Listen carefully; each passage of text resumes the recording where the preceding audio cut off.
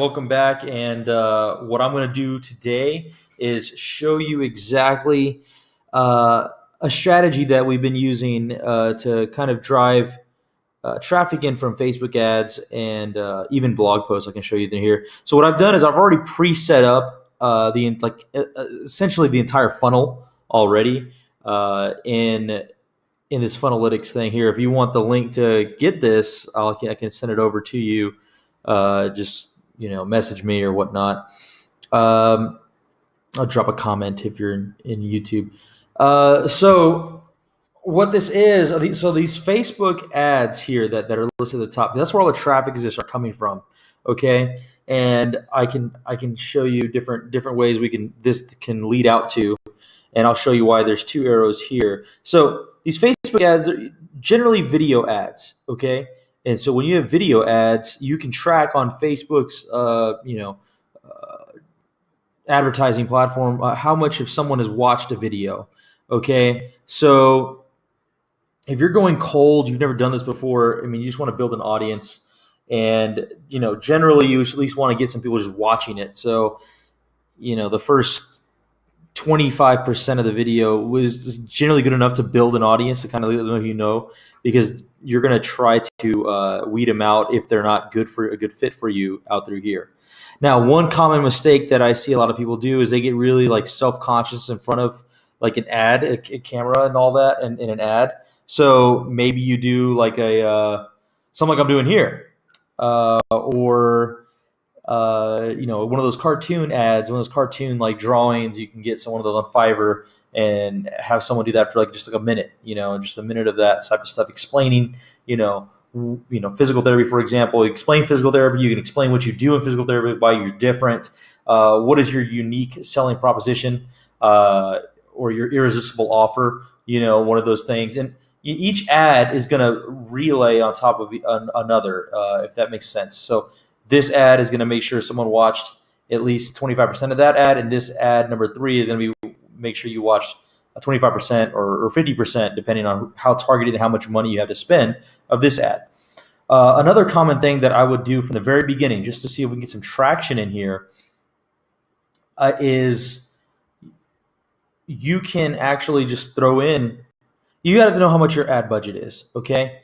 And then you can figure out, how much you can spend in the very beginning.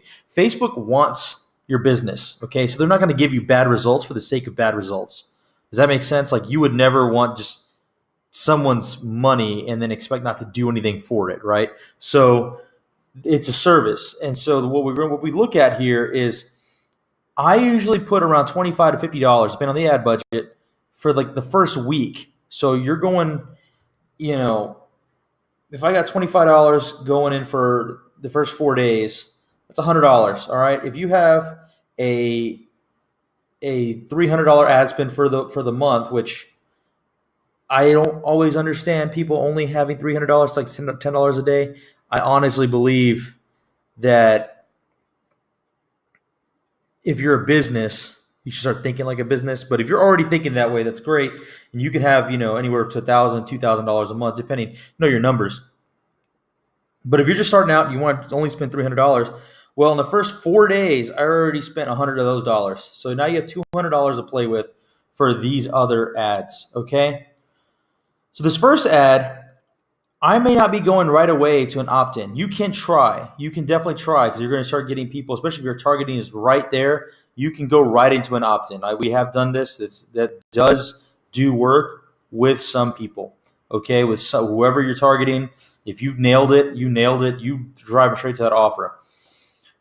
From the ad, generally you want to send to a website, some type of ClickFunnels, some type of way for an article, that you've written that you can always target on here.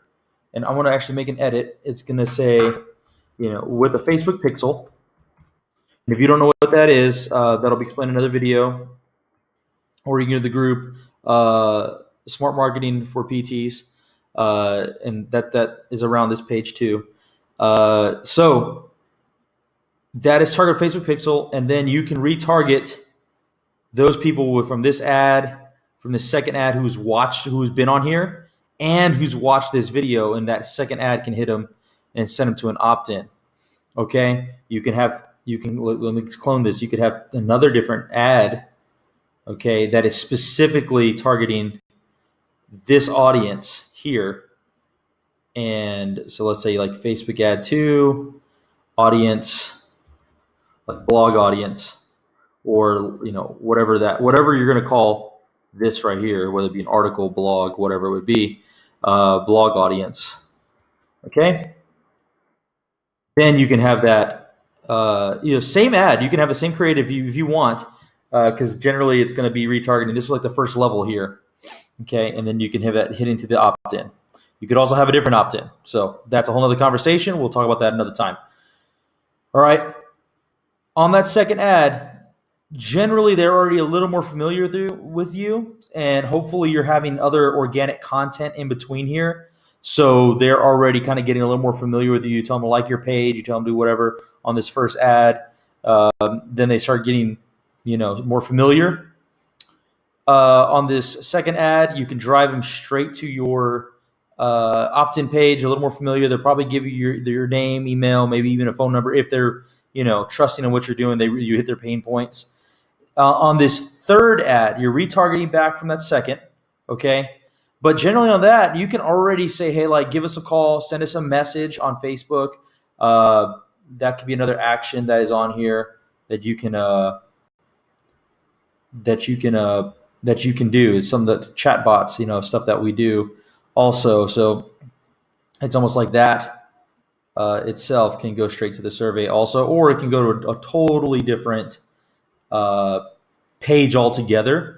It can go to a different download. It can go to a different opt-in. Maybe you want them to download something now. It's like, if physical therapy, you could do, your not just a back pain ebook, but maybe now you can give them, some exercises they can do. That's general advice that you would kind of give to everybody anyway. So now you would have them on a Facebook ad audience and a Messenger audience, and now you can give them something. Now they're going to probably be more aware of you and more apt to giving you a call, or at least filling out a survey of some sort. This generally, when someone gets this deep, they're already, you can already probably send them a message like, hey, when can you come in? It's one of those things. So let's go back to Facebook ad number 3. If we get them to opt in, okay, they complete the form. Okay, this is what they're going to do. Then this is where a lot of people kind of mess up. They just say, hey, thank you for filling this out, and leave. That doesn't make sense. You already have their attention. You already have their information, essentially. You do. And you already hit their pain points, especially they're coming in from here. This is where if you really, really want to get very technical, you can have 3 different opt-in pages, and then you'll really know where people are going to want to come from. If you have 3 different topics on your ad videos, you can see and target 3 different opt-ins. It's not just all going to one. You understand? So, but for the sake of this, we're going to make it go to 1. They complete the form, and on this, you have a video, okay? And it says, hey, you're really in pain? Give us a call now. Depending on what your offer it was for your irresistible offer. If it wasn't something that they had to pay for or anything like that, irresistible offer as in like, come in for a free screen, come in for a free discovery visit, we'll give you a quick assessment, something like that. And there's like a video on here explaining kind of what you do. One of those things can actually make them more comfortable with you.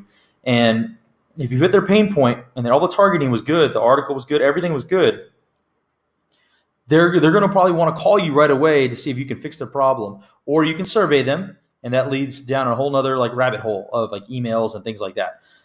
So once they complete the form, they're also going to get an email that says, hey, cool, we saw that you completed the form. This is awesome. Here's your irresistible offer, or whatever.